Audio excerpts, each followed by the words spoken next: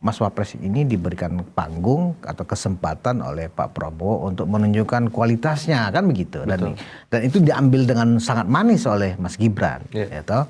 Nah sayangnya pada saat terjadi musibah bencana di Pulau Sumatera, panggung itu kemudian ditarik lagi oleh Pak Prabowo. Peran-peran strategis yang dimiliki oleh Wapres mestinya muncul dan mengemuka gitu.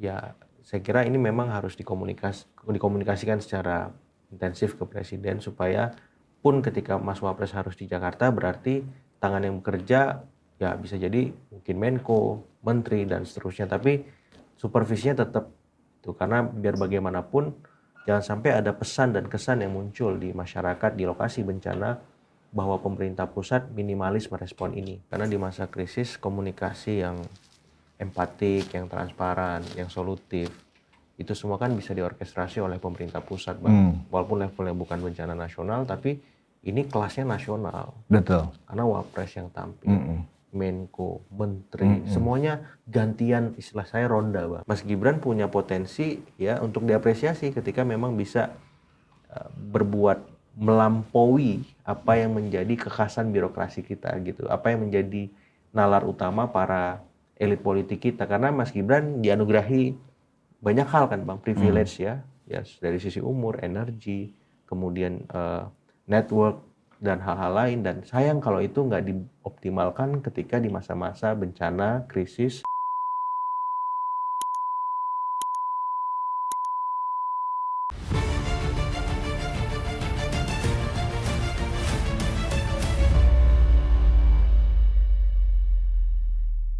Hai penonton Ruang Konsensus Unpacking Indonesia dimanapun Anda berada.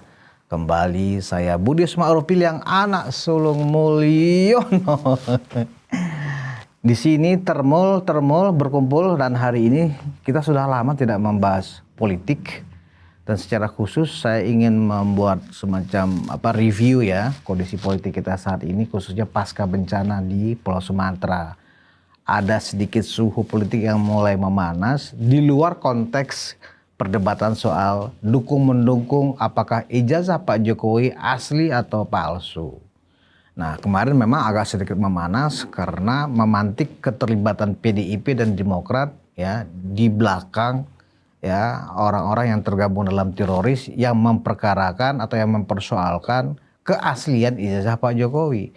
Nah, kali ini yang mulai muncul itu adalah persinggungan di antar anggota kabinet. Ya, sindir menyindir ya dalam konteks penanganan bencana di Pulau Sumatera.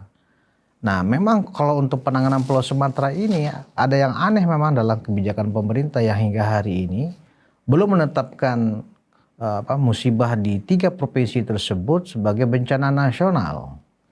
Padahal sudah banyak tokoh di Pulau Sumatera yang mendesak Presiden untuk segera menetapkan kasus bencana nasional, tetapi hingga hari ini ya belum juga ada keputusan seperti itu. Bahkan Presiden terakhir hari Minggu ke Aceh, dari Aceh kemudian langsung ada kunjungan ke luar negeri, ke Pakistan dan terakhir ke Rusia.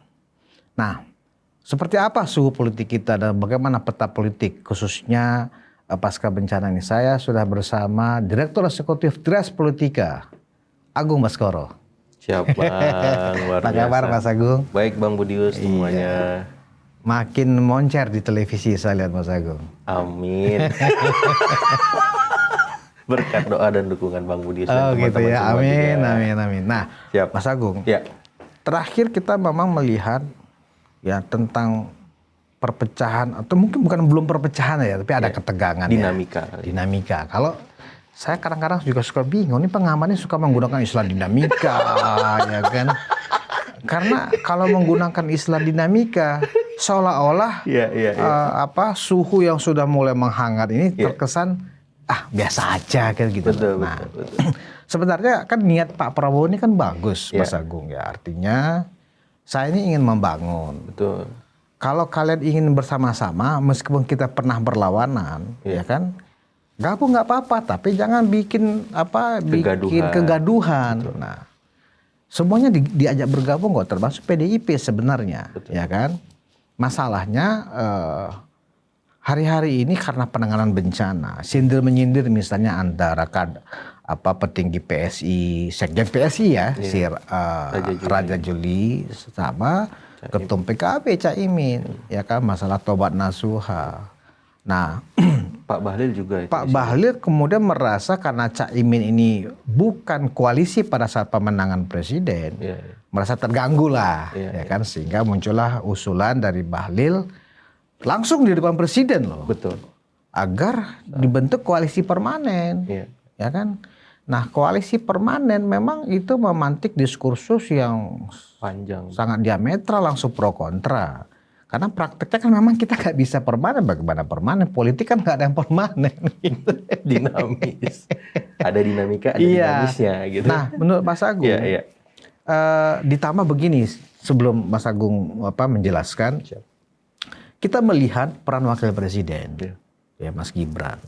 Sebenarnya kan ini momentum yang sangat pas bagi Wapres untuk menunjukkan kapasitasnya dalam memanage situasi di lapangan pasca bencana di Pulau Sumatera. Tetapi sepertinya ya Presiden Prabowo tidak memberikan ruang yang cukup buat Wapres ya untuk menunjukkan kinerjanya. Padahal kan di peran yang sangat bagus, apalagi Presiden kan ada kunjungan ke luar negeri. Betul. Tapi Mas Wapres tetap ada di Jakarta. Harusnya kan Mas Wapres ketika Presiden berkunjung stay dulu lah, ya, mengkoordinir langsung menteri-menteri yang sudah dapat tugas dari Presiden, dari Menteri PU, Perhubungan, SDM, ya kan, yang benar terkait dengan bagaimana ketiga provinsi ini bergerak lagi lah, ya kan, di samping melakukan semacam rehabilitasi atau rekonstruksi. Silakan Mas Agung, bagaimana situasinya saat ini? Iya, saya melihat memang ada beberapa dinamika politik yang berkembang ketika bencana mengemuka di Sumatera. Kita turut berduka yang sebesar-besarnya karena memang bencana ini punya banyak penyebab ya Bang. Faktor alamnya aja ada gitu, tapi yang lebih besar faktor manusianya. Nah, ketika muncul istilah Caimin Taubatan Nasuha untuk semua, wabil khusus Menteri Kehutanan Pak Raja Juli sama wabil khusus Pak Bahlil, Menteri SDM, saya kira ini memang memantik perdebatan yang cukup menarik di level elit karena nggak biasanya begini seperti itu. Nah, saya berharap memang hal semacam ini idealnya hanya terjadi di rapat kabinet saja, tidak perlu terekspos sampai pada istilah taubatan nasuha dan itu dialamatkan kepada orang per orang gitu. Karena ini sedikit banyak bisa mengganggu soliditas di kabinet seperti itu. Nah, ketika kemudian Pak Bahlil merespon kita perlu koalisi permanen karena memang ada statement yang menyebabkan itu dari Caimin, saya kira memang arahannya lebih ingin membuat stabilitas di pemerintahan semakin lebih baik. Tapi kalau ditanya apakah koalisi permanen mungkin dalam sistem presidensial bertaut multi-partai ekstrim seperti di Indonesia, nah saya kira agak susah. Susahnya kenapa? Karena koalisi itu biasa terbentuk ada 3 fase Bang. Koalisi pra-pilpres, kemudian saat pilpres, dan pasca pilpres. Contohnya 2024 kemarin saja. Pra-pilpres, ya Pak Prabowo sama Caimin di awal-awal itu udah deklarasi bener, ya kan? koalisi Indonesia Raya, ya, koalisi kebangkitan Indonesia Raya gitu. Kemudian AHY sama Anies itu mendeklarasikan juga koalisi perubahan. Nah tiba-tiba terjadi situasi yang di luar dugaan, di mana Mas Gibran masuk untuk menjadi wapresnya Pak Prabowo. Caimin bermanuver menyeberang ke koalisi Anies. Perubahan dan langsung Anies mendeklarasikan Anies Imin. Meninggalkan AHY. Iya, AHY kecewa, pindah. Nah jadi pra-pilpres ini sebelum didaftarkan ke KPU. Ketika pilpres saat KPU terdaftar, koalisi sudah berubah kan Bang? Koalisi keberlanjutannya di sini sudah ada AHY, kemudian Caimin pindah ke Anies gitu. Jadi ketika didaftarkan KPU secara definitif koalisinya berubah lagi. Ketika pilpres selesai berubah lagi. Caimin, Nasdem, PKS gabung ke pemenang, tinggal PDIP. Jadi kalau Caimin ingin mengungkapkan ini harus permanen, ya mungkin arahannya ke pasca pilpres. Sah-sah saja. Kita punya presiden di masa Pak SBY ketika ada setgap seperti itu. Tapi waktu itu pun tetap ada manuver dari Golkar dan PKS ketika diuji dengan kenaikan harga BBM, TDL, dan harga yang lain Bang gitu. Jadi Golkar dan PKS seingat saya bermanuver 2 kaki dengan ya memberikan opsi ya win-win solution lah. Naik tapi ada syarat dan ketentuannya gitu. Padahal kan kalau dia di koalisi, kalau kata pemerintah naik ya naik, tidak ada istilah syarat dan ketentuan dalam nalar presidensial kan Bang, karena mengikuti presiden. Tapi ketika itu PKS dan Golkar bermanuver untuk meraih simpati publik bersama dengan PDIP. Seperti itu. Jadi kalau saya mengatakan di banyak kesempatan memang narasi koalisi permanen ini harus dijelaskan dan dikonkretkan lewat aturan. Misalkan lagi dibahas di Balek soal revisi Undang-Undang Pemilu, ya itu mungkin saja dicangkokkan. Tapi apakah semua partai akan menerima ketika kondisinya hari ini presidensial threshold dihapuskan?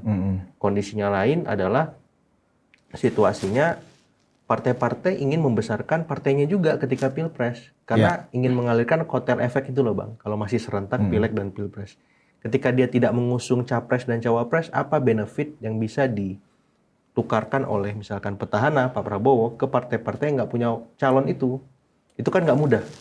Padahal mereka harus misalkan lolos parliamentary threshold, partainya harus tumbuh, harus besar juga seperti Gerindra yang kemungkinan ini per survei hari ini suaranya sangat tinggi gitu Bang dibanding partai-partai lain. Nah itu kan jadi menarik pembahasannya, apakah semua ketum, semua partai akan menerima opsi permanen itu dengan sendirinya tanpa menghitung bagaimana ekses yang mereka terima ketika itu terjadi. Karena benefit elektoralnya itu akan lebih banyak mengalirkan kepada partainya presiden ketimbang partai-partai lain, dan itu terbukti di banyak survei kredibel per bulan lalu lah banyak temuan bahwa Gerindra posisinya sudah di atas 20% Bang, seperti itu.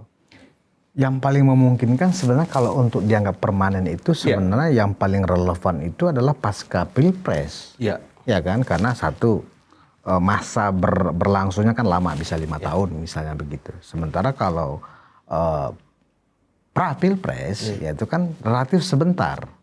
Ya kan, saling cari, mencoba ini cocok apa enggak, ini ada uang apa enggak nih mereka kan gitu ya. Betul. Ketika pilpres pun ya kan, pada saat kontestasinya berlangsung juga masanya sangat cepat. Jadi kalau memang ini mau dimasukkan ke dalam perubahan undang-undang pemilu itu atau undang-undang politik ya kan, itu mungkin memungkinkan tapi pasca pilpres.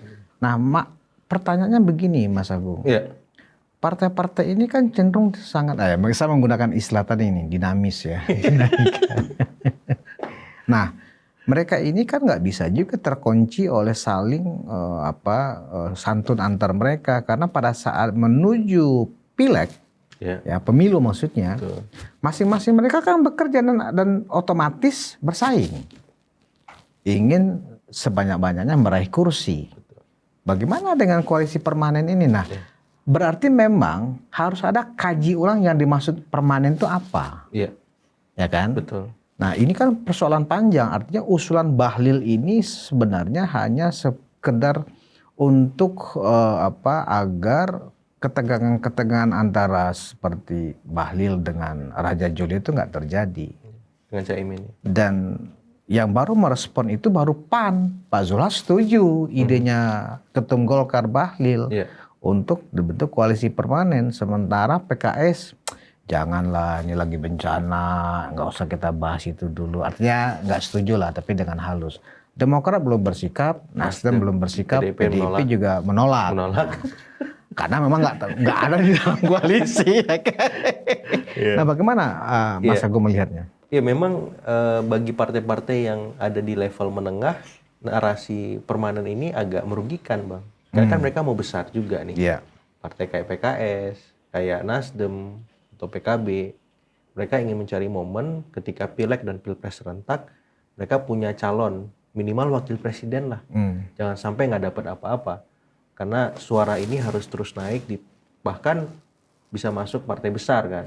PKB misalkan, ya syukur-syukur bisa masuk 2 besar, seperti itu 3 besar. Nah, kalau misalkan permanen ini dikonkretkan secara definitif, ya partai-partai menengah gitu yang dirugikan, bahkan partai-partai kecil juga, karena ruang mereka untuk meningkatkan suara partainya itu semakin minimalis. Karena ekosistemnya sudah mendukung. Partai yang ikut pemilu itu berhak mencalonkan presiden dan wakil presiden. Tiba-tiba diamputasi atas nama permanen. Itu kan sayang sekali kan seperti itu. Padahal punya momen ini dipilih oleh publik dan menarik perhatian publik ketika calonnya memang sesuai dengan aspirasi masyarakat gitu. Jadi partai-partai kayak PSI, Perindo, atau bahkan partai-partai non-parlemen lain kalau memang di balik aturan revisi itu tidak banyak berubah, bisa menyalonkan capres-cawapres, Bang. Jadi itu akan memberikan dampak yang sama dan setara dengan capres-cawapres yang diusung oleh partai-partai besar lain ketika memang mereka punya calon ya. Tapi kalau mereka berkumpul atas nama permanen tadi, koalisi itu, ya akan semakin kecil. Tapi kan akhirnya partai-partai yang kecil ini nggak bisa mengerek ya secara elektoral dirinya dan calon yang mereka usung. Padahal ini bisa apple to apple nih, karena pilpres itu kan melihat figurnya, Bang, bukan partainya lagi. Ya kalau saya membaca pernyataan Bahlil itu, Ya, selaku dia ketua umum pada saat sambutannya di acara betul. ulang tahun Golkar yang ke-61 kemarin, adalah koalisi permanen dalam konteks di kabinet. Sebenarnya, bukan pada saat kontestasi Betul. pra atau selama pilpres, ya kan. Nah, menurut Mas Agung ya, apakah koalisi permanen dalam kabinet ini ya ada korelasinya dengan mengunci ya, mengunci langkah partai-partai yang ada dalam kabinet yang dianggap partai-partai yang memang memenangkan pemilu ya, sehingga mereka punya kursi di Senayan,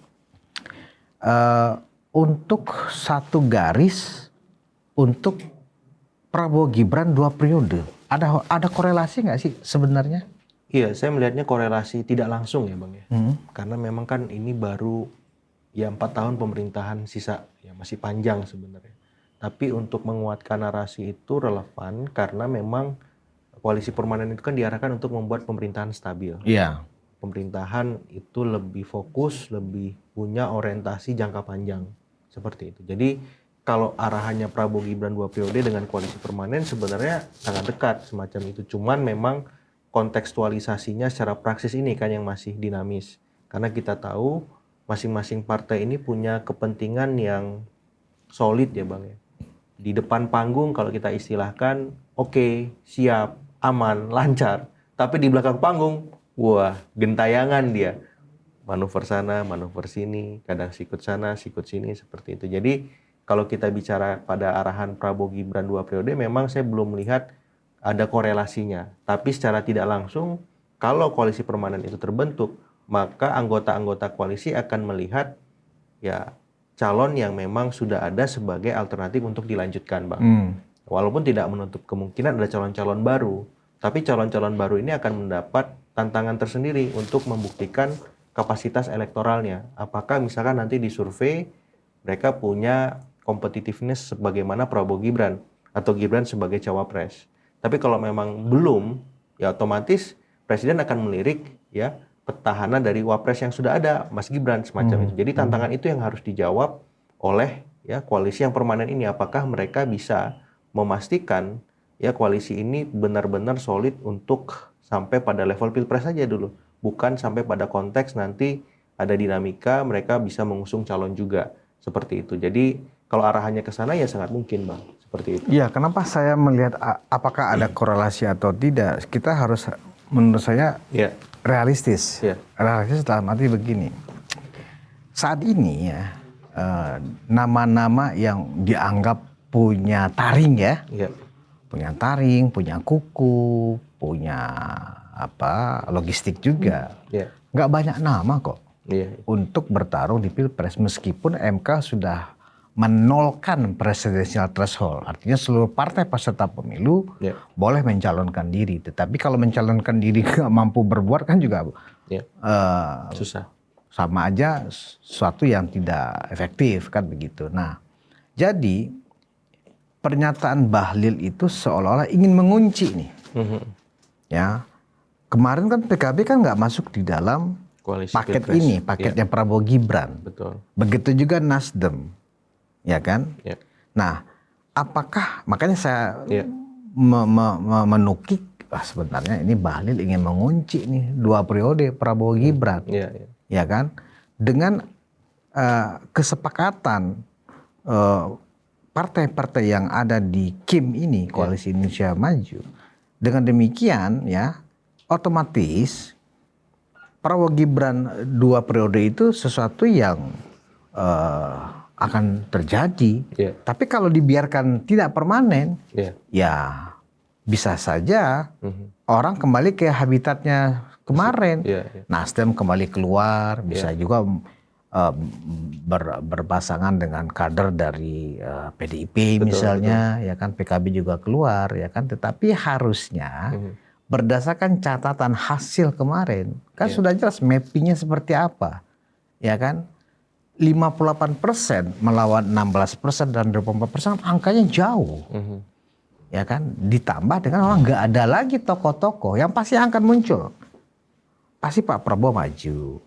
Siapa lagi nama yang Anies, ya kan, yang punya elektoralnya masih 5 besar lah ya.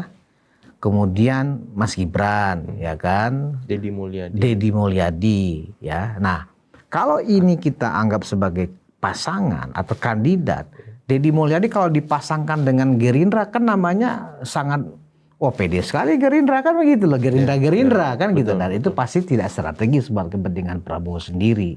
Gimana Mas Agung melihat ini? Lebih jauh lagi ya? Betul Bang. Jadi memilih Wapres itu dalam konteks Kim Plus yang memang punya capres definitif, Pak Prabowo seandainya maju 2 periode semacam itu, memang seringkali di masa injury time Bang, detik-detik akhir. Nah itu yang memang masih, kalau saya masih menjadi misteri, apalagi kebutuhannya itu saat ini berbeda gitu, dalam artian begini, kalau di periode pertama memang Presiden Prabowo punya kepentingan, kebutuhan untuk dimenangkan.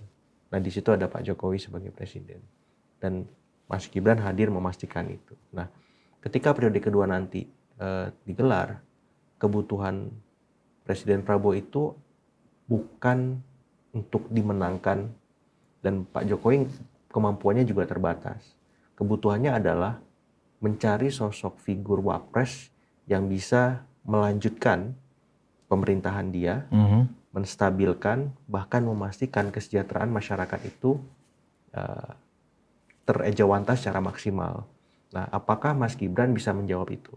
Itu kan masih menjadi tanda tanya karena pemerintahan baru berjalan 1 tahun. Sama juga dengan calon-calon potensial lain, Bang. Sehingga memang saya lebih melihat pemilihan wapres di periode kedua, kalau memang Pak Prabowo maju lagi, itu akan sangat dinamis. Dalam konteks Kim Plus saja, itu akan terjadi tarik-menarik, Bang. Karena kita tahu semua Menko adalah ketum-ketum yang punya posisi elektoral yang strategis. Nah, apakah mereka rela menukar posisi itu kembali dengan Mas Gibran misalkan? Nah, dinamikanya akan terjadi di sana. Satu. Yang kedua, apakah memang mereka punya kapasitas elektoral? Karena Mas Gibran sampai hari ini disurvei kan masih bagus. Nah, yang ketiga, ya tadi kayak Bang bilang, apakah elektabilitas cukup? Karena isi tas menentukan juga kan, Bang? Karena Pilpres ini bukan pertarungan yang sederhana. Kita ngomong Indonesia, 280 juta penduduk yang harus disapa semua. Disapanya di udara, di darat, di laut, dan semua matra yang lain di luar itu misalkan. Nah itu kan nggak mudah. Jadi pertimbangan-pertimbangan soal elektabilitas, isi tas, dan tas-tas yang lain itu menjadi relevan, menjadi bahan ya dinamika di internal koalisi Indonesia Maju Plus. Sehingga saya ingin mengatakan di sini bahwa pemilihan cawapres itu masih akan terus berubah dinamis, dan bisa jadi dalam koalisi ini juga akan ada yang, maaf Bang, keluar. Karena memang tidak ada titik temu antar mereka ketika membahas Pilpres 2029. Itu mungkin akan terjadi sekitar tahun berapa itu, Mas Agung? 2027 kelihatan akhir ya, Bang. Itu sudah akan tahu tuh siapa yang memang loyal, siapa yang setengah loyal, siapa yang nggak loyal sama sekali. Nah, bukan 2028 ya, tapi 2027 bisa terjadi ya. Karena memang kan mesin ini harus panas, Bang. Bahkan sekarang pun sebenarnya sudah kita lihat tipis-tipis kan pergerakan-pergerakan siapa yang mau jadi cawapres, siapa yang muncul di survei. Itu kan sebagai sebuah peta awal bagi siapapun, bagi publik, bagi capres-capres, bahkan bagi cawapres yang memang punya keinginan untuk maju, untuk mempersiapkan dari sekarang. Di mana wilayah kerja dia sebagai gubernur tiba-tiba ada di wilayah kerja yang lain misalkan. Betul. Kemudian dia disapa di tempat lain lagi. Jadi dia dianggap ya mewakili semua semacam itu. Ya sah-sah saja gitu. Tapi kan ini panggung yang menarik untuk dilihat secara kritis bahwa ada banyak nih calon-calon wakil yang memang relevan untuk ya menjadi kompetitor, maaf nih Bang, Mas Gibran. Gitu. Dan Mas Gibran harus atraktif juga. Saya berpikir nakal dan liar ketika ada bencana di Sumatera, ya Mas Gibran berkantor di Sumatera misalkan. Karena publik punya presiden seperti Pak JK yang waktu saat bencana tsunami di Aceh 2006 itu memberikan banyak kontribusi besar, menabrak, mengubah ya Bang, peta birokrasi kita yang sangat jelimet, administratif, menjadi taktis, satset, jebret-jebret sana-sini. Nah, saya berharap Mas Gibran bisa memakai presiden itu untuk ya terlibat langsung, masif, agresif menangani bencana di Sumatera, seperti itu. Ya, saya masih ingin fokus tentang bagaimana alur dari koalisi permanen ini, konteksnya dengan Pilpres 2029, karena ada anak nakal nih menurut Bahlil di dalam kabinet, kan begitu. Namanya PKB, ya kan? Ya, yang mencoba memancing-mancing untuk terjadi gesekan antar anggota kabinet, ya toh. Walaupun Presiden belum bereaksi, ya kan, tetapi sebenarnya arahnya adalah apakah Prabowo Gibran atau para ketum-ketum ini ya ingin tampil. Saya pikir memang hak mereka ada, ya kan, dengan keputusan MK, ya kan. Bisa aja Zulhas maju, Imin maju sebagai capres, Bahlil maju, AHY maju, tinggal Mas Gibran yang nggak maju karena nggak ketua umum partai, ya kan. Nah, maksud saya pikir itu memang terlihat sekali kesannya kita ini sangat demokratis, tetapi publik sudah punya pilihan dari sekarang. Walaupun mereka punya hak, kita nggak bisa pungkiri itu, Mas Agung. Menurut saya ya, misalnya kalangan termul lah, saya menggunakan istilah kalangan termul aja. Kotel efeknya Pak Jokowi kepada termulnya kan masih sangat luar biasa. Dan itu ada energinya pada pasangan inilah. Kalau kita nggak boleh sebut hanya satu nama Mas Gibran aja. Kotel efeknya masih ke pasangan ini, Prabowo Gibran maksudnya. Apakah seorang Zulhas misalnya, seorang Bahlil misalnya, seorang AHY misalnya, ya ataupun seorang Surya Paloh, ya kan, mampu dan mau bertarung dengan yang sudah punya captive yang sangat kuat seperti ini. Secara teori marketing orang nggak akan berani masuk karena sama aja bunuh diri.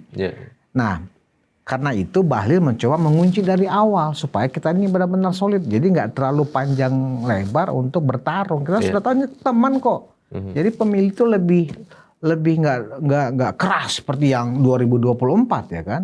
Kalau koalisi permanen itu terbentuk dari sekarang dan diaminkan oleh Presiden, tinggal panggil Pak Presiden, tinggal panggil PKB misalnya dan PKS sama Nasdem, lu mau bergabung selamanya sama kita atau gimana nih, kan gitu loh. Supaya kerja kita benar-benar fokus sampai 2034. Artinya apa? Dari sisi untuk tujuan efisiensi dan efektivitas kerja-kerja pemerintah, sebenarnya dengan dikunci ini lebih bagus. Ya kan, dari aspek itu. Gimana menurut Mas Agung? Iya, karena saya polster Bang, basisnya survei. Jadi penentuan capres, cawapres, ataupun figur-figur yang akan berkontestasi di level manapun memang mau tidak mau harus diukur kan Bang. Dilihat secara objektif lewat parameter yang kredibel. Nah, termasuk nanti ketika Pilpres 2029, saya yakin semua ketum akan megang laporan survei. Pasti itu ya. Akan berhitung mereka, dan itu 2027 akhir pasti sudah akan sangat intensif pola itu. Jadi mereka akan menghitung nih, siapa capres yang potensial menang. Dan dalam sejarahnya ya petahana diuntungkan di sini. Otomatis perdebatannya bukan lagi di capres kalau di Kimples, tapi cawapresnya. Siapa cawapres yang potensial menang? Kok nama saya masuk nih? Masuk 10 besar tuh. 10 besar aja mereka udah pede tuh Bang. Apalagi 5 besar kan. Cawapres-cawapres yang memang potensial mendampingi Presiden Prabowo. Nah, saya kira di situ dinamikanya Bang. Nah, sehingga ketika misalkan ini dipermanenkan pun tidak ada jaminan. Ya, dalam artian misalkan Prabowo Gibran bisa ataupun Prabowo Gibran nggak bisa gitu. Karena semua orang-orang ataupun ketum-ketum di internal koalisi, bahkan menteri-menteri Bang, kan ada beberapa menteri yang nggak kelihatan nih sekarang nih, itu punya potensi menjadi pendampingnya Presiden Prabowo di luar kepala-kepala daerah yang memang kita tahu juga beberapa muncul kan Bang akhir-akhir ini. Nah, jadi kanal-kanal itu yang saya lihat akan dilihat di survei nanti untuk menentukan siapa cawapres yang paling pas, yang paling relevan dengan kebutuhan presiden pada saat 2029-2034 bahkan setelah itu Bang. Karena siapapun wakil presidennya punya potensi menjadi presiden kita berikutnya. Oke. Mas Agung, beberapa waktu yang lalu itu kan Pak Jokowi pernah mengeluarkan himbauan kepada relawan-relawannya untuk menjaga momentum Prabowo Gibran 2 periode. Betul. Ya kan? Betul. Tapi himbauan itu memang ke relawan-relawannya aja, bukan ke partai-partai. Namun sayangnya hingga hari ini saya belum melihat ada respon dari Pak Prabowo. Iya kan? Mestinya kan ada respon. Betul. Ya kan? Bahwa itu saya sangat setuju dengan himbauan itu, kan gitu. Itu aja disampaikan Prabowo kan sebenarnya sudah sebuah istilahnya gayung bersambut, kan gitu. Nah, kalau toh kita nggak bisa baca dari statement atau respon dari Pak Prabowo, setidaknya kita melihat gaya dan langgam perilaku presiden kepada wakilnya. Bisa dibilang, wah gayung bersambut ketika misalnya Mas Wapres ditugaskan mewakili presiden dalam sebuah pertemuan yang sangat penting. KTT G20 di Afrika Selatan kemarin. Itu kan seolah-olah Mas Wapres ini diberikan panggung atau kesempatan oleh Pak Prabowo untuk menunjukkan kualitasnya, kan begitu. Dan itu diambil dengan sangat manis oleh Mas Gibran. Gitu. Nah sayangnya, sayangnya pada saat terjadi musibah bencana di Pulau Sumatera, panggung itu kemudian ditarik lagi oleh Pak Prabowo. Ya. Mas Wapres saja sehari atau 2 hari berkunjung terus kemarin balik lagi ke Jakarta. Harusnya kan memang kalau memang gayung bersambut 2 periode itu setelah presiden meninjau ya kan kemudian stay di sana. Jadi koordinasi antar presiden dan wakil presiden dalam merespon tanggap darurat yang ada di lokasi bencana cukup 1 pintu. Cukup Mas Wapres yang mengkoordinir itu semua. Kenapa itu saya anggap penting? Karena pada saat menghadapi situasi yang force major seperti itu, ya kualitas leadership seorang tokoh itu akan kelihatan. Apakah mampu tegas, mampu mengkoordinir, ya kan, mampu membaca situasi, ya, dan itu kan kelihatan. Nah ini kan tidak kelihatan. Selama Mas Gibran di sana hanya menampung masukan dari warga, apa yang perlu diperbaiki dan seterusnya. Dan kita tahu konstitusi kita tidak memberikan kewenangan apapun kepada wakil presiden tanpa instruksi dari presidennya, kan begitu. Ompong juga. Meskipun misalnya Mas Wapres berkantor di Sumatera, tapi kalau itu atas inisiatif sendiri, itu berpotensi malah terjadi semacam kurang koordinasi dengan presiden. Ya kan? Potensi disharmoni langsung muncul. Nah, bagaimana jalan tengahnya menurut Mas Agung ketika 2 periode itu belum bersambut dengan sikap-sikap dari presiden?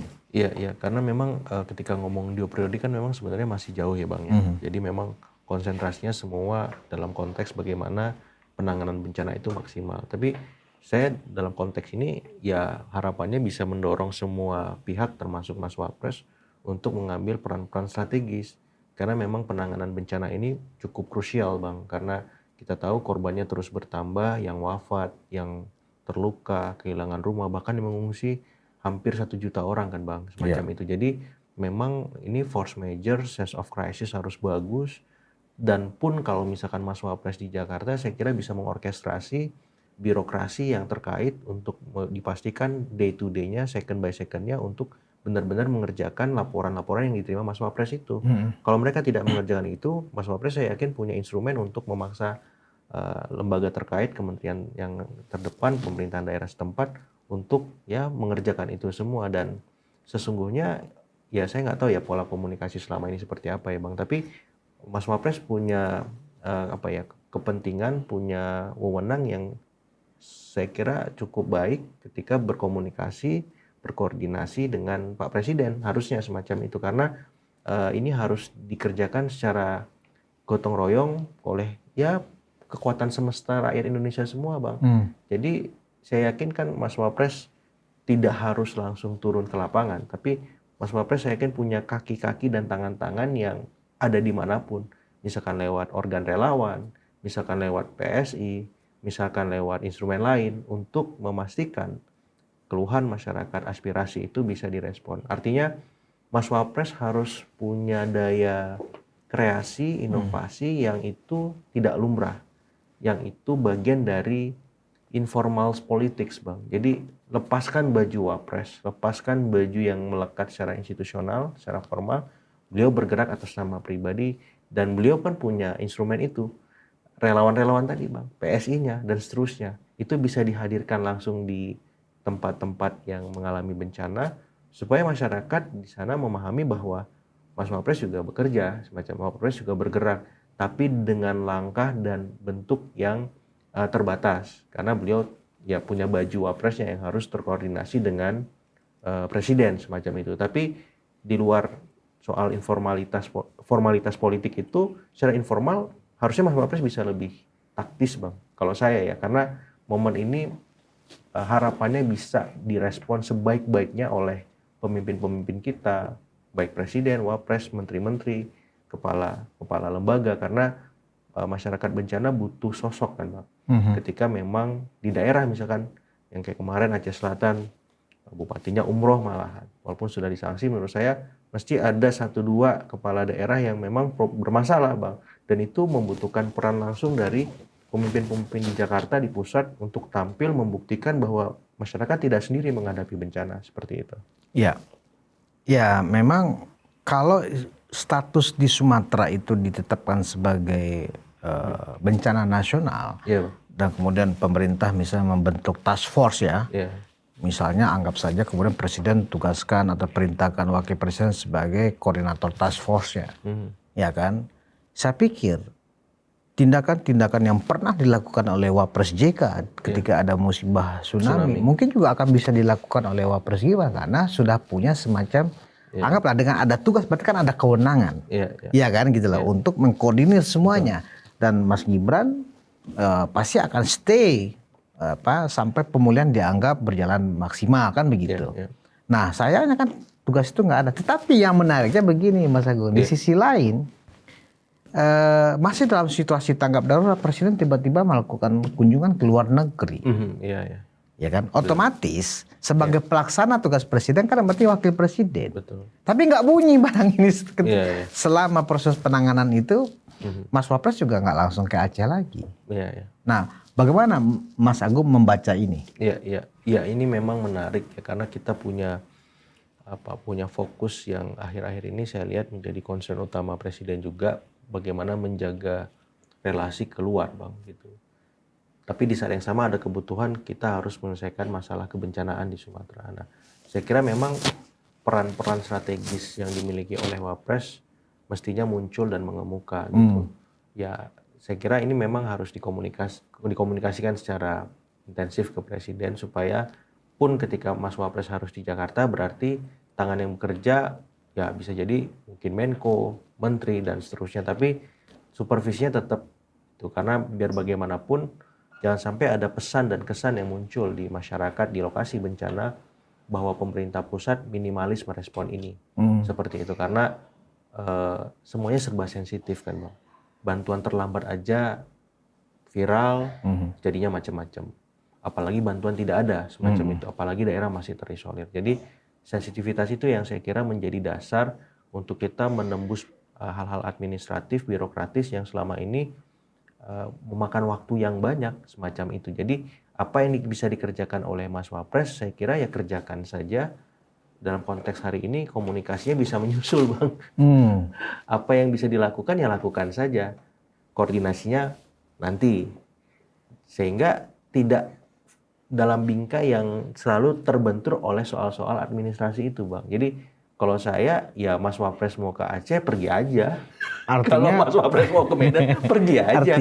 Tapi ya komunikasi kepada Pak Presiden. Kalau Pak Presiden memang lagi sibuk, ya nanti bisa dilakukan di lain waktu. Yang penting Mas Wapres pergi aja, karena menurut saya publik nggak bisa menunggu dan bersabar atas kerja-kerja yang harus dilakukan oleh pemerintah, yang itu wajib kan, Bang, gitu. Jadi jalan aja dulu. Ya maksud saya ini anak muda.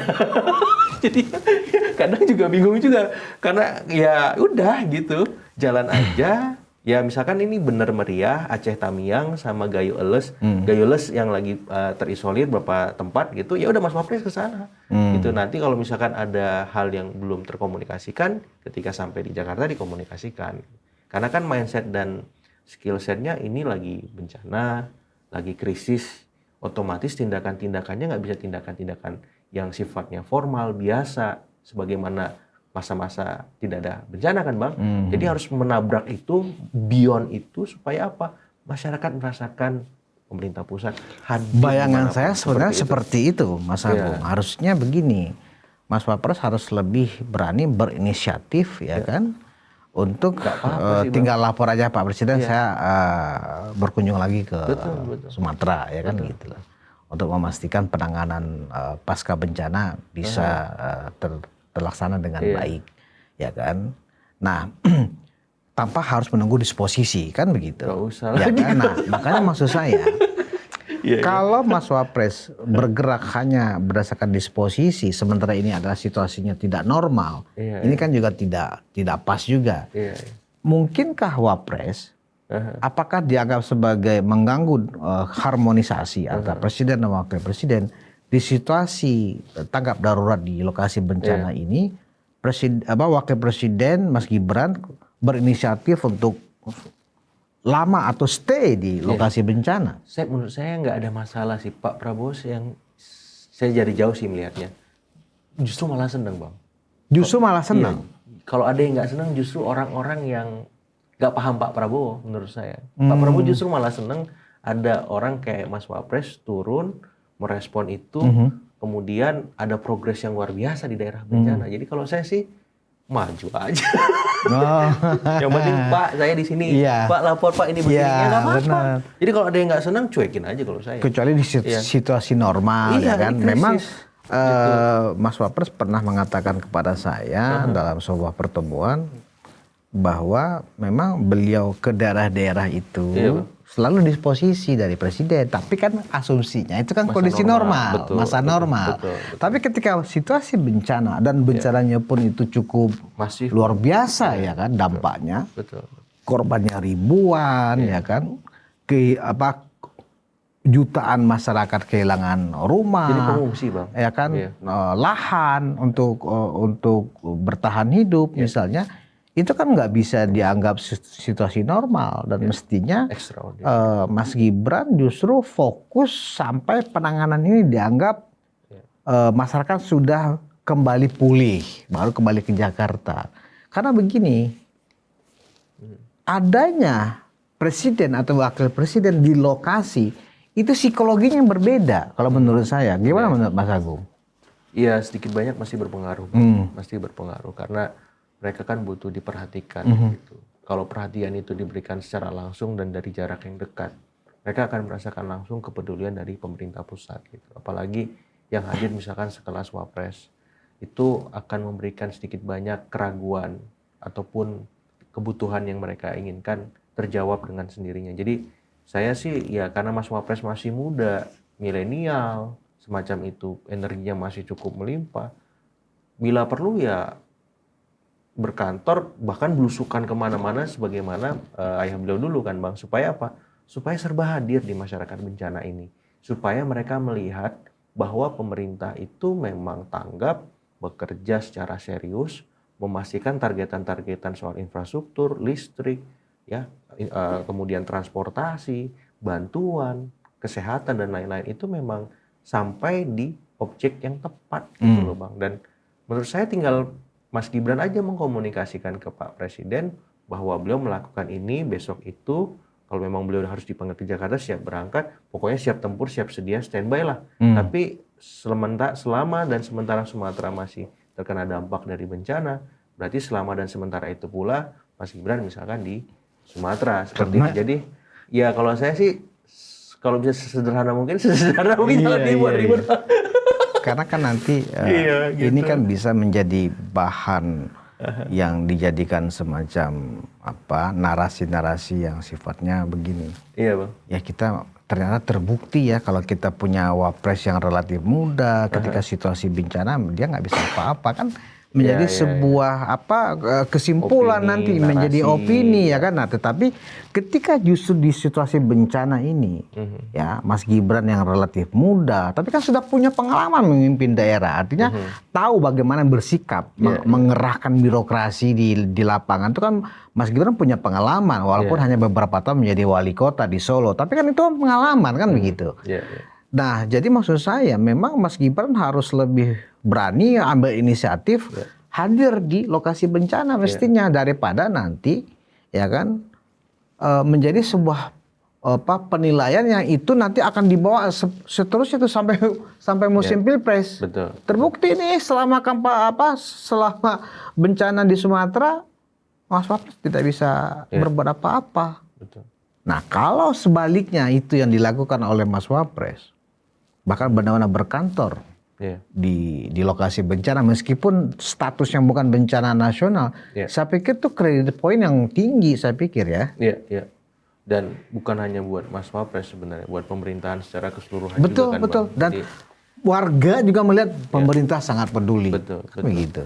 Karena di masa krisis komunikasi yang empatik, yang transparan, yang solutif, itu semua kan bisa diorkestrasi oleh pemerintah pusat, Bang. Walaupun levelnya bukan bencana nasional, tapi ini kelasnya nasional. Betul. Karena Wapres yang tampil, Menko, Menteri, semuanya gantian, istilah saya ronda, Bang.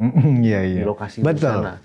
Jadi istilahnya kabinetnya ronda dulu lah. Betul. Ya kan? Dikeroyok gitu, gantian gitu, supaya apa? Hadir pemerintah dalam arti yang sesungguhnya. Dan saya berharap itu ya bisa dimulai, misalkan Mas Wapres, besoknya Menko, besoknya Menteri, besoknya Kepala Badan, gantian. Kalau bila perlu bareng-bareng nggak apa-apa. Setengah kabinet di sana, setengah di Jakarta. Supaya apa? Supaya serius loh ini.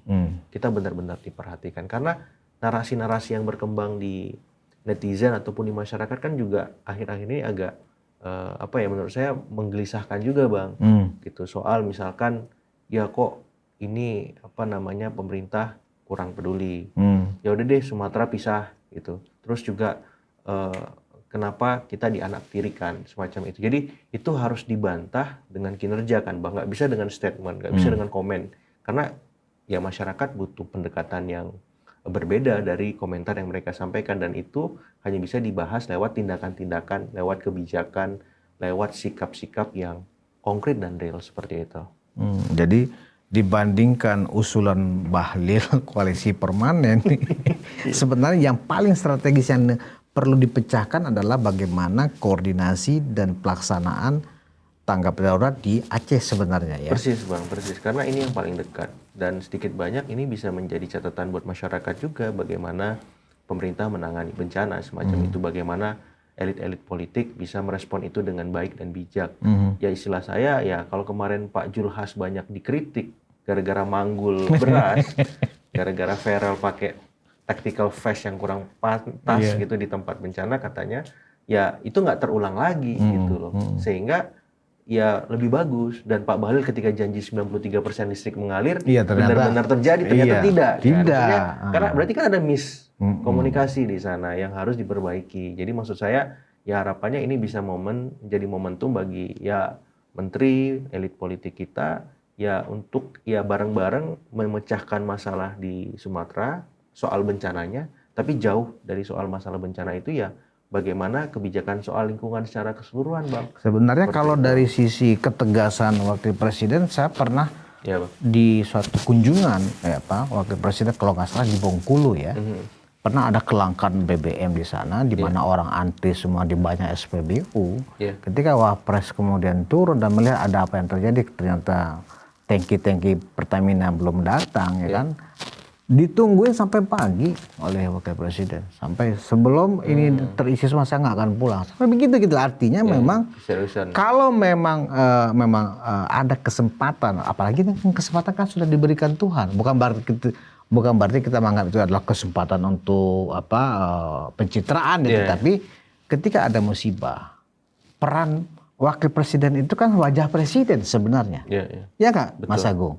Apa yang dilakukan oleh wakil presiden adalah wajah presiden. Satu paket. Ketika wakil presiden begitu kelihatan determinan di lapangan, mengkoordinir menteri-menterinya atas petunjuk dari presiden, itu kan sebenarnya nama baiknya juga ke pemerintah, bukan ke Mas Gibran, kan begitu. Iya, satu paket ya. Satu Bang, paket. Satu paket. Cuman memang dalam konteks elektoral memang kadang ada narasi arahan itu untuk divis-aviskan. Ada kekhawatiran, ada ketakutan, ada memang ya mungkin bukan presiden tapi orang-orang di sekitar itu yang memang melihat bahwa kalau ada Orang-orang di sekitar siapa maksudnya Mas Agung nih? ya di sekitar presiden, Bang. Oh, Ya, orang di sekitar presiden. Ya, memang bisa jadi kurang nyaman kalau misalkan panggung itu diberikan secara intensif gitu karena sedikit banyak konsentrasi publik akan berpindah gitu karena kan matahari harus terbit dari istana, Bang. Harus dari Hambalang semacam itu kan. Nah, hal-hal semacam itu kan memang perlu dikomunikasikan karena kita tahu Mas Wapres ini kan masih panjang nih jalan politiknya seperti itu sehingga memang mau nggak mau komunikasi koordinasi itu menjadi apa ya? Ya ujung tombak supaya tidak ada kesalahpahaman bahwa ya matahari cuma terbit di ufuk timur, tidak akan terbit di tempat lain. Nah, dan yang jadi soal kan sebenarnya kadang yang membuat ribet itu sebenarnya bukan presidennya, Bang, kadang kan orang-orang sekitarnya. Iya. Gitu. Itu yang seringkali membuat komunikasi, informasi menjadi terbatas dan kadang disalahpahami semacam itu. Jadi kalau saya sih, saya yakin Mas Wapres punya akses langsung ke Pak Pres. Ya kalau emang bisa itu yang dilakukan ya mending seperti itu. Karena kan ini setara nih. Ya, Apakah Mas walaupun orang Agung kedua- ingin mengatakan orang-orang dekat presiden saat ini, ya entah siapapun dia ya, Betul. bisa jadi dia orang Gerindra atau bukan, artinya orang-orang di sekitar istana, ternyata tidak semuanya juga ya untuk suka dalam arti permisif, melihat kerukunan interaksi yang kuat dalam bekerja antara presiden dan wakil presiden. Tidak semua orang-orang di sekitar presiden yang memberikan apa istilahnya paten kan begitu. Iya, dalam politik sih memang common ya Bang ya, biasa begitu. Jadi memang tinggal bagaimana jalur komunikasinya yang bisa terbuka dan langsung antara presiden dan wapres. Kalau saya sih ke sana. Kalau misalkan komunikasi itu harus melalui siapa dan siapa atau kemudian bagaimana dan akhirnya ribet di teknis dan taktis soal itu, memang ini agak riskan, agak berisiko. Seperti itu. Kuncinya memang di tangan Presiden Prabowo. Persis. Jadi kalau saya melihat memang tinggal Mas Wapres ini mau diarahkan kemana sih dalam beragam situasi. Ketika normal, ketika bencana, ketika situasi-situasi yang lain. Seperti itu. Dan saya kira Mas Wapres juga jangan sampai terjebak dalam nalar birokratis administratif juga Bang. Beliau kan masih muda nih. Ya kalau saya yang penting gerak dulu. Nggak apa-apa kalau minta maaf karena itu bisa dilakukan nanti, jadi gerak aja dulu karena anak muda kan wajib menabung kesalahan Bang. Ya, di satu sisi memang Mas Gibran masih relatif muda ya, tetapi sehingga ada azas yang tertanam saya harus sesuai perintah. Betul. Sehingga kalau tanpa perintah saya nggak berani. Nah, tetapi ketika ada situasi force major, perintah ini belum muncul, tapi orang sudah minta tolong. Kan ini yang harus segera direspon oleh Mas Gibran. Persis. Karena saya melihatnya begini, seringkali beberapa sikap Presiden Prabowo itu di luar dugaan. Waktu itu KAI butuh gerbong berapa, saya lupa tuh jumlahnya. Atau butuh dana berapa Bang. Pak Presiden itu selalu mengkali dua Bang, dalam ingatan saya. Butuh berapa? 5, saya kasih 10. Butuh gerbong berapa? 100, saya kasih 200. Kamu bisa ngerjain berapa? 6 bulan, ya sudah 1 tahun saja. Berarti kalau dalam pandangan saya, ketika ada banyak inisiatif bagus oleh Mas Wapres, biasanya apresiasi dari Pak Presiden mengkali 2 itu. Tapi kalau misalnya, jadi maksud saya Pak Presiden itu justru orang yang paling appreciate kalau ada inisiatif bagus, karya yang luar biasa, niat-niat baik Bang. Dia mengkali 2, seingat saya ya. Kalau begitu Mas Wapres udah terabas saja, inisiatif Kalau aja, pasti akan dikali 2 oleh Presiden. Persis. Karena maksud saya ini kan bagus sebenarnya. Tapi kalau ada yang kemudian sampai ke Presiden hal lain, yang ya itu dipermasalahkan, itu dipersoalkan dan seterusnya, berarti kalau dari saya itu bukan dari sikap Presiden Bang. Kita di lingkaran-lingkaran yang ada di sekitar Pak Presiden. Anggaplah berarti bahasanya yang lebih tepat dan dimengerti itu adalah para pembisik di sekitar presiden. Nah itu jadi saya kira ini harus disehatkan Bang gitu, dan ya saya berharap memang komunikasi Mas Wapres karena masih muda lebih aktif, lebih agresif, lebih jemput bola. Jadi ya beliau harus istilahnya lebih banyak yang apa ya Bang, menyambut, menjemput supaya apa? Supaya apapun kata pembisik dan yang lainnya nggak jelas itu bisa diminimalkan seperti itu sih. Ya. Kuncinya kalau memang apa yang disampaikan oleh Pak Jokowi, dukung Prabowo Gibran 2 periode dan gayung bersambut oleh Pak Prabowo. Saya setuju dengan apa yang disampaikan oleh Pak Jokowi. Memang saya ingin 2 periode kok dengan Mas Gibran. Semoga semua partai-partai juga mendukung. Artinya begini, ketika itu misalnya pernah muncul ya dari statementnya Presiden, saya yakin ya gangguan-gangguan ini nggak akan ada lagi Mas. Even ada bencana seperti ini, ketika Mas Gibran inisiatif pun ke Aceh, tinggal lapor ke Presiden, nggak ada masalah kok orang nanti sampai 2034 kan begitu. Sayangnya itu kan nggak muncul sehingga karena surveinya belum keluar, karena masih jauh. Itu sih. Karena Presiden kan berhitung Bang. Gitu sehingga memang ketika ngomong 2 periode itu kan gini Mas, kalau menurut saya memang nggak bisa menghitung elektoralnya Mas Gibran ini ansih seorang Gibran. Ya karena kan ada koktel efek dari Pak Jokowi, kan begitu. Kalau hanya melihat dari sisi itu, saya yakin Pak Prabowo nggak akan pilih Mas Gibran pada saat Pilpres 2024. Justru kan Pak Prabowo memilih Mas Gibran dari sisi elektabilitas ditambah dengan posisi Pak Jokowi yang memang masih di atas, ya kan, makanya kemudian nggak ada pilihan lain, dan itu memang terbukti. Hitungan-hitungan Pak Prabowo dan Gerindra kan terbukti menang 58%. Begitu juga saat ini, apalagi ditambah dengan data yang dikeluarkan oleh indikator 83% kan begitu. Nah artinya apa? Sebenarnya ya kita kan mencari bagaimana sih politik yang damai, sejuk, sehingga pemerintah ini benar bisa bekerja dengan tenang mengurus rakyat, ya kan? Yang nggak disiplin didisiplinkan, yang korupsi disikat, ya kan? Kalau memang ada kepastian politik. Nah, jadi saya pikir kuncinya memang ketegasan Pak Prabowo. Pak Jokowi kan sudah mengeluarkan istilahnya, sudah mengeluarkan ajakan. Ya toh? Tinggal gayung bersambut. Oke Pak Jokowi, saya terima, itu selesai, itu masalah. Masalahnya belum disambut. Masalahnya belum disambut. Karena belum menerima hasil survei. Mendekati 2000. Sebenarnya begini, apa yang disampaikan oleh indikator itu sebenarnya udah kode itu sebenarnya. Ya kan, memang Mas Gibran masih ada di ranking 5 atau ranking 6 kalau nggak salah ya, di antara nama-nama yang tinggi elektabilitasnya. Tetapi kalau dilihat dari second opinion yang dikeluarkan indikator, di mana tingkat popularitas Pak Jokowi masih 80-an% kan gitu loh. Sebenarnya kan itu sudah menjawab keraguan Pak Prabowo masih tinggi. Kan begitu. Nggak mungkin lah pada saat Pilpres nanti Pak Jokowi cuma tenang-tenang aja di Solo, ya kan, pasti lah Pak Jokowi juga akan bantu untuk kemenangan Prabowo Gibran periode 2029-2034. Kok kayaknya kita jadi promosi. Iya. Untuk kepentingan rakyat nggak apa-apa ya, Mas Agung. Ini kan opsi menu prasmanan demokrasi.